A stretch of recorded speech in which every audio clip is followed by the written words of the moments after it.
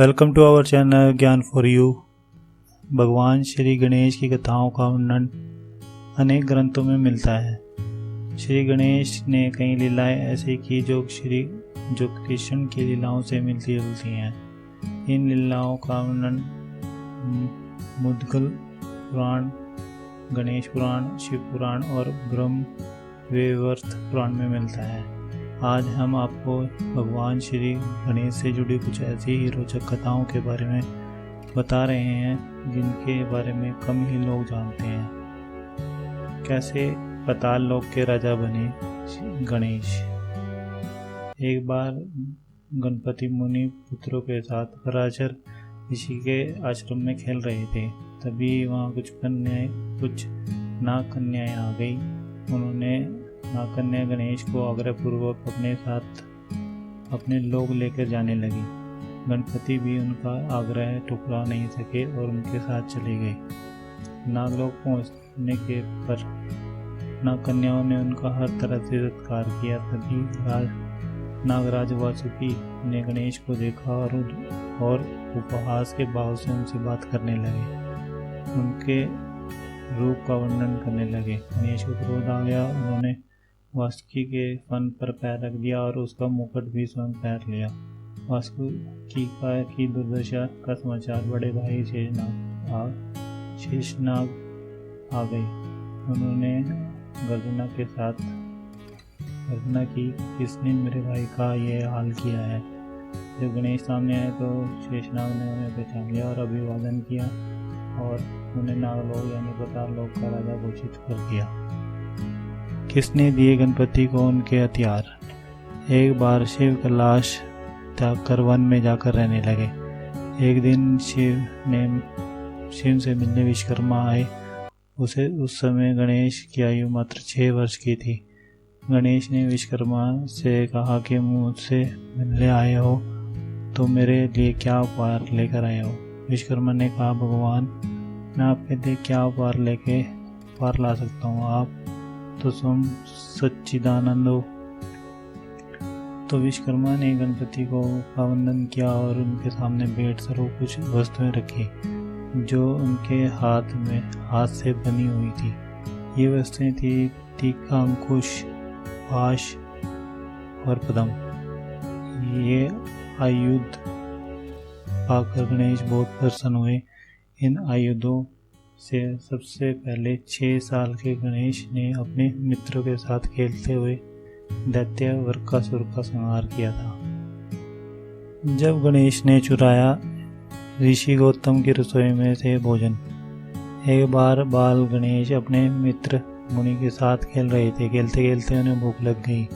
पास ही गौतम ऋषि का आश्रम था।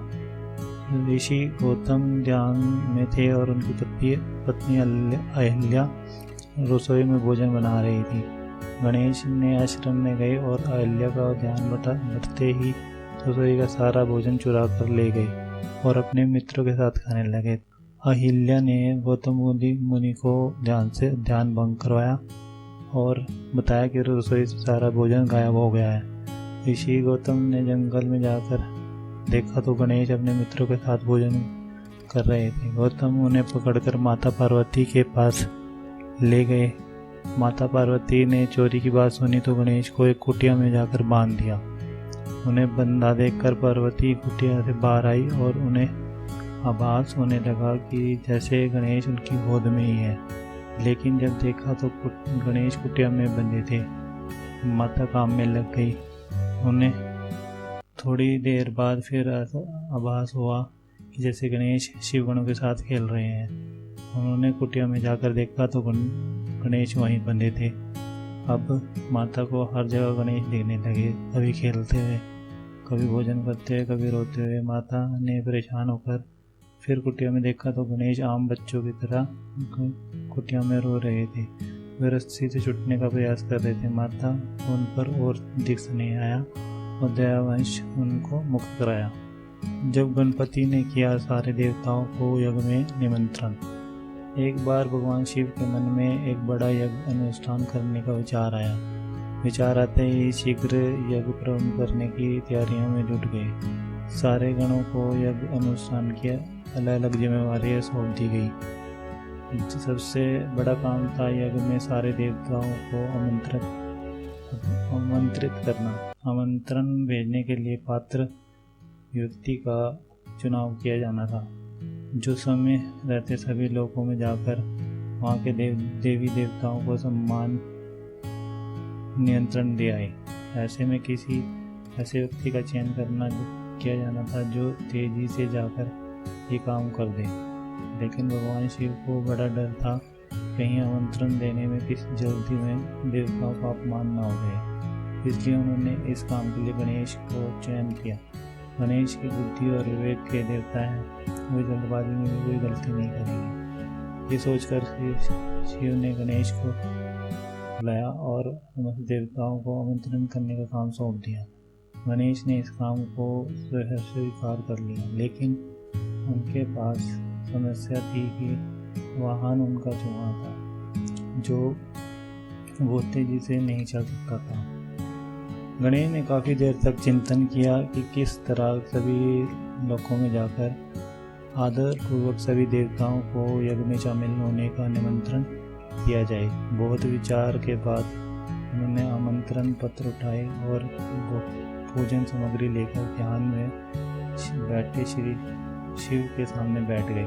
गणेश ने विचार किया कि यह तो सत्य है कि सारे देवताओं का वास भगवान शिव में है। उनको प्रसन्न किया गया तो सारे देवता प्रसन्न हो जाएंगे। ये सोचकर गणेश ने शिव का पूजन किया और सारे देवताओं का आह्वान किया। सभी आमंत्रण पत्र शिव को समर्पित कर दिए। सारे आमंत्रण देवताओं तक पहुंच गए और सभी यज्ञ में नियम समय पर ही पहुंच गए। इस तरह गणेश ने मुश्किल काम को अपनी बुद्धिमान से आसान कर दिया। कैसे एक दंत हो गए भगवान गणेश। ब्रह्मवर्त पुराण में के अनुसार भगवान विष्णु के अवतार परशुराम शिव के शिष्य थे।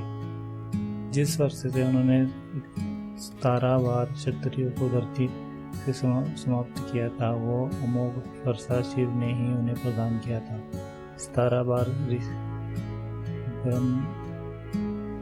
ब्राह्मण परशुराम शिव और पार्वती के दर्शन के लिए कैलाश पर्वत गए।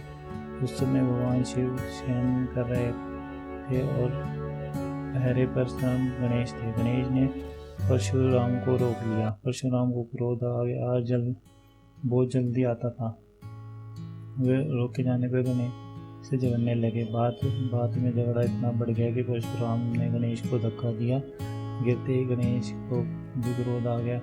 परशुराम ब्राह्मण थे तो गणेश उन पर प्रहार नहीं करना चाहते थे।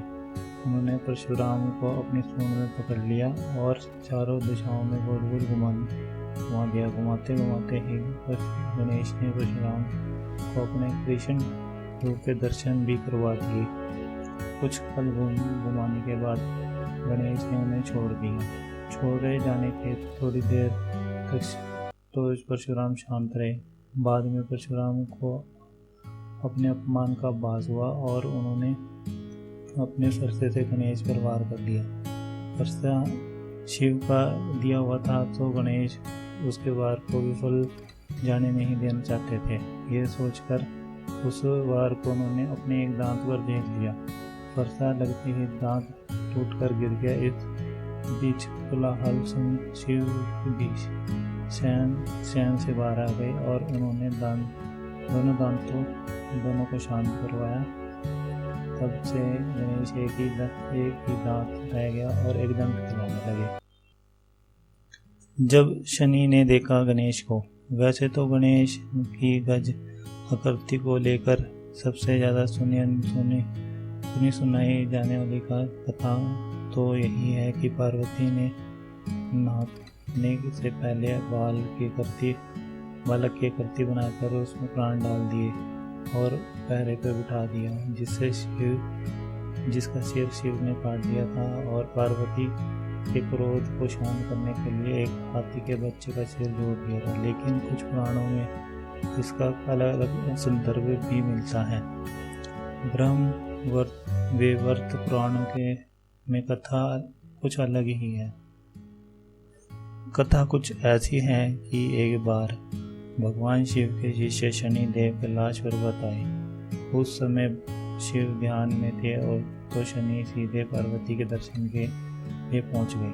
तब पार्वती बालक गणेश के साथ बैठी थी। बालक गणेश का मुख सुंदर और हर तरह से कष्ट को भुला देने वाला था।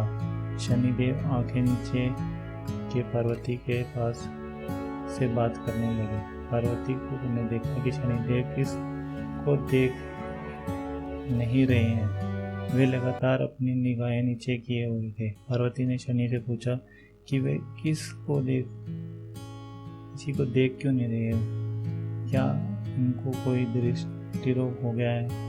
इंद्र ने कारण बताते हुए कहा कि उन्हें उनकी पत्नी ने श्राप दिया है कि वो जिसे देखेंगे उसका विनाश हो जाएगा। पार्वती ने पूछा उनकी पत्नी ने उन्हें श्राप क्यों दिया? तो शनिदेव ने कहने लगे कि लगातार भगवान शिव का ध्यान में रहता हूँ।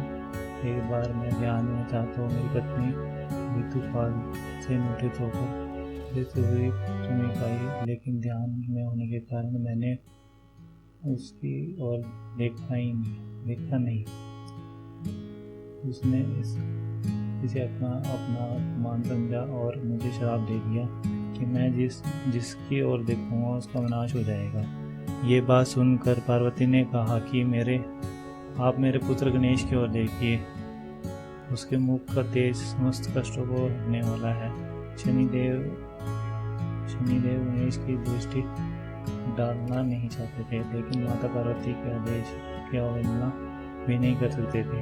सो उन्होंने तिरछी निगाह से गणेश की ओर देखा, धीरे से देखा और शनि देव की दृष्टि पड़ते ही बालक गणेश का सिर धड़ से कटकर नीचे गिर गया। तभी भगवान विष्णु एक गज बालक का सिर लेकर पहुंचे और गणेश के सिर पर उसे स्थापित कर दिया। तो ये थी कुछ भगवान श्री गणेश से जुड़ी कुछ कहानियाँ जो शायद आपने नहीं सुनी होगी। आशा करते हैं कि आपको हमारी वीडियो अच्छी लगी होगी। अगर आपको ये वीडियो अच्छी लगी है तो सब्सक्राइब कीजिए, लाइक कीजिए और शेयर कीजिए।